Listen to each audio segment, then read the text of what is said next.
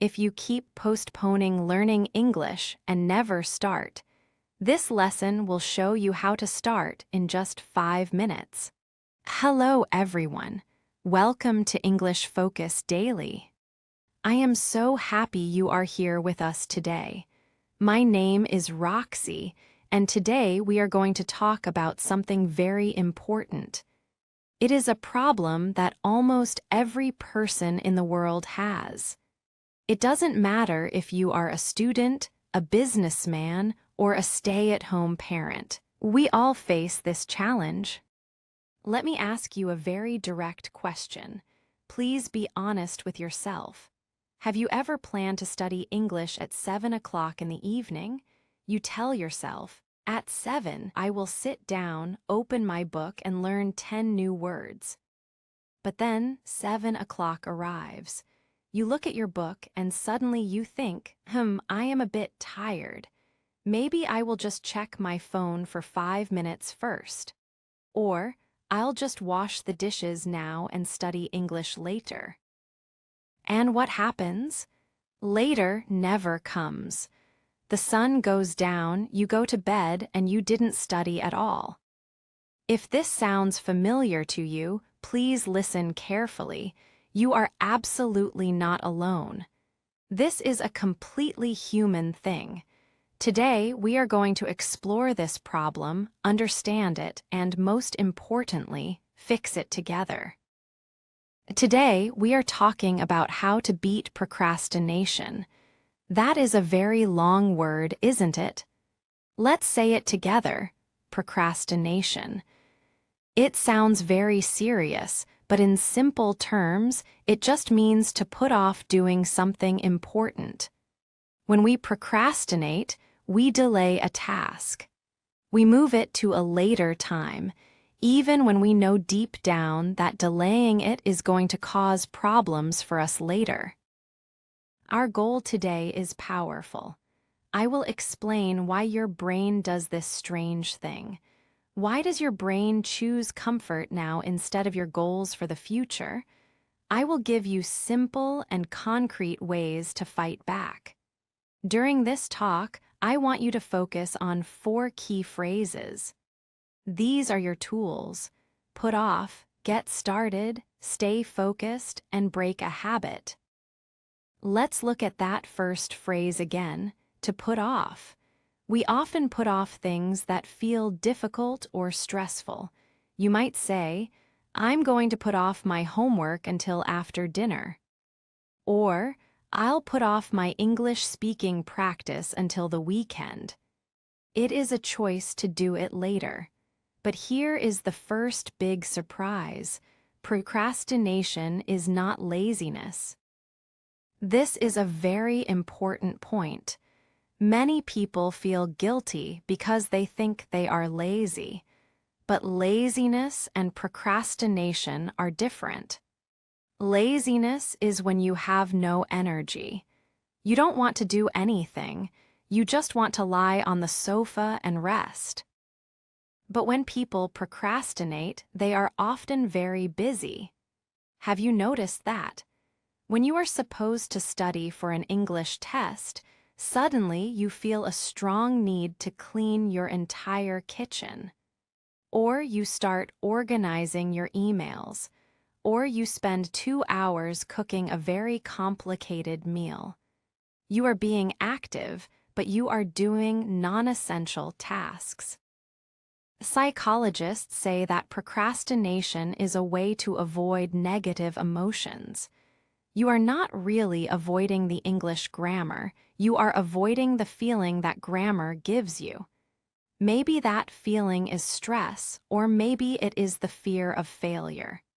Your brain thinks, if I study this and I don't understand it, I will feel stupid. So, to protect you from feeling stupid, your brain says, let's go watch a movie instead.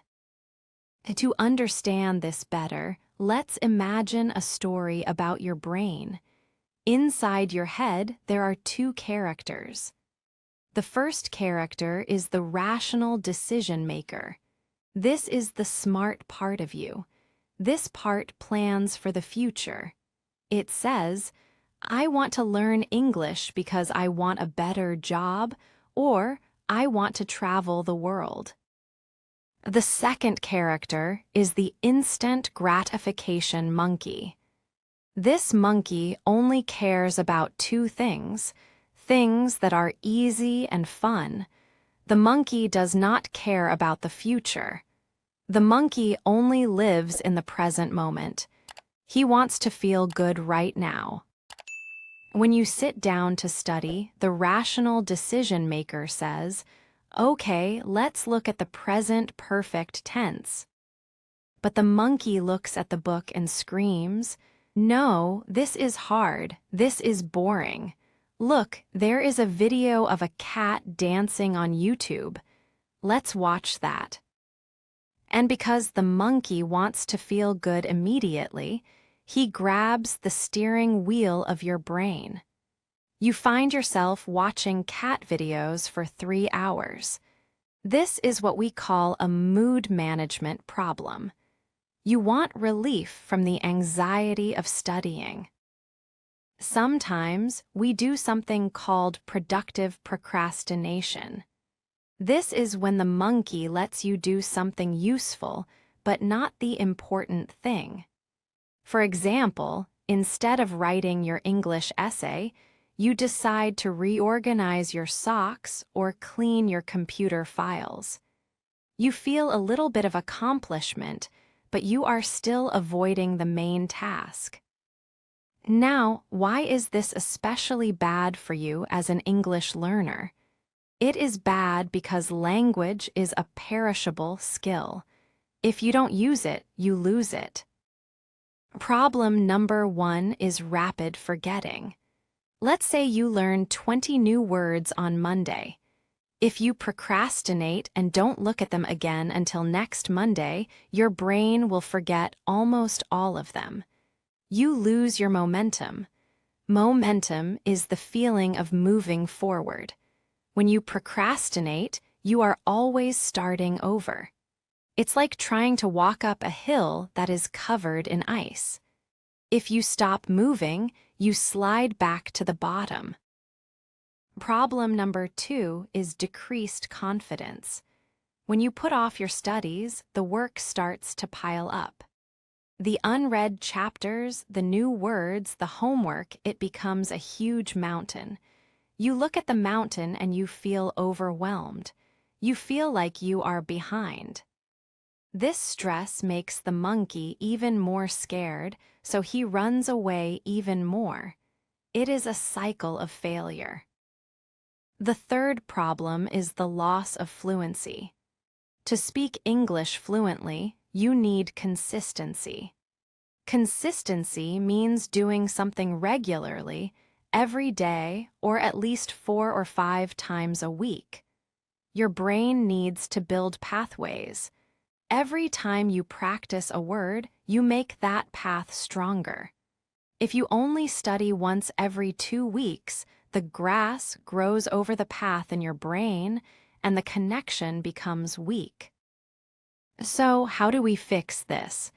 How do we take the steering wheel back from the monkey? The first secret weapon is the 5-minute rule. This is the best way to get started. When a task feels huge, like I must learn English grammar, the monkey panics. It's too big. But if you tell yourself, I will only study for 5 minutes. Just 5, the monkey stays calm. 5 minutes is not scary. It is easy. It is non-threatening. The hardest part of any task is the first few minutes. Once you sit down and open the book, the fear usually disappears. What often happens is that after 5 minutes you think, well, I'm already here. I might as well finish this page. Action creates motivation. Don't wait until you feel like studying. Study for 5 minutes and then you will feel like continuing. Imagine you have a big English mountain to climb. The monkey is terrified of the summit. but you aren't asking the monkey to climb the whole mountain. You are just asking the monkey to put on his shoes and walk for 5 minutes near the bottom. That is a very small step, but it changes everything.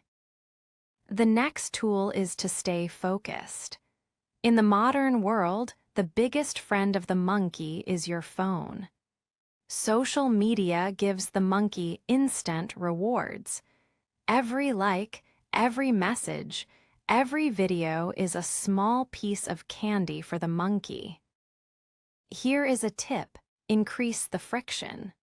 Friction means making something more difficult to do. If your phone is on your desk, it is too easy to check it. Your hand moves to the phone without you even thinking. But if you put your phone in another room or turn it off and put it in a drawer, you have to stand up and walk to get it. That extra effort, that friction, gives your rational decision maker a chance to say, "No, stay focused on the English." Finally, let's talk about how to break a bad habit and start a good one. We use a tool called habit stacking. This is a very smart way to train your brain. You take a new habit, like studying English, and you stack it on top of an old habit that you already do every day. Your old habit is like an anchor that holds the new habit in place. Let's look at some examples of habit stacking for language learners. If you drink a cup of coffee every morning, that is a strong, automatic habit.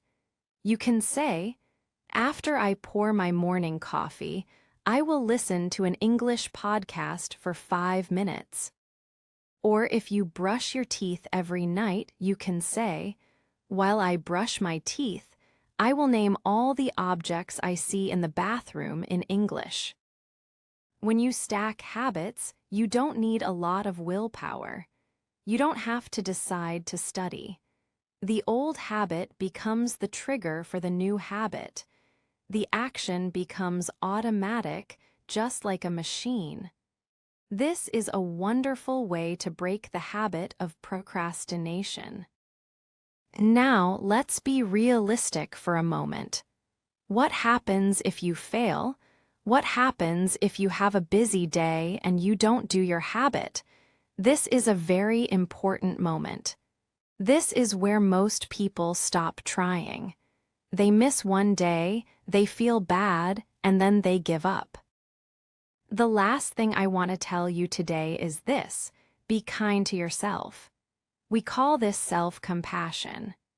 Research shows that people who forgive themselves are more likely to succeed the next time. If you feel a lot of guilt, or if you call yourself lazy, the monkey will be even more afraid of the task next time. The task of English will be linked to the feeling of guilt. Just stop the negative talk. Acknowledge that you had a bad day. Say, "Okay, I procrastinated today. I felt stressed and I watched TV instead. That's okay. I am human. Tomorrow I will start fresh with the 5-minute rule right after breakfast." By being kind to yourself, you remove the emotional threat. You tell your brain it is safe to try again. The pressure is gone. This has been a long talk, and we have discussed many useful strategies. We talked about why we put off our work. We met the instant gratification monkey, and we learned about the 5-minute rule. We learned how to stay focused by removing our phones and how to break a habit using habit stacking. I hope you found these ideas useful for your English journey. If you enjoyed learning about how to beat procrastination, please remember that action creates motivation. You cannot wait to feel motivated. You must get started first, and then the motivation will follow you. So here is your homework for today. Right now, I want you to think of one English task you have been putting off. Is it reviewing some difficult grammar? Is it listening to a podcast? Is it writing a message to a friend? Whatever it is, I want you to get started on it today. Remember the 5-minute rule. Say it out loud right now. I have been putting off my vocabulary review. Today, I will get started by studying for just 5 minutes. Don't just think it. Speaking it out loud makes it real.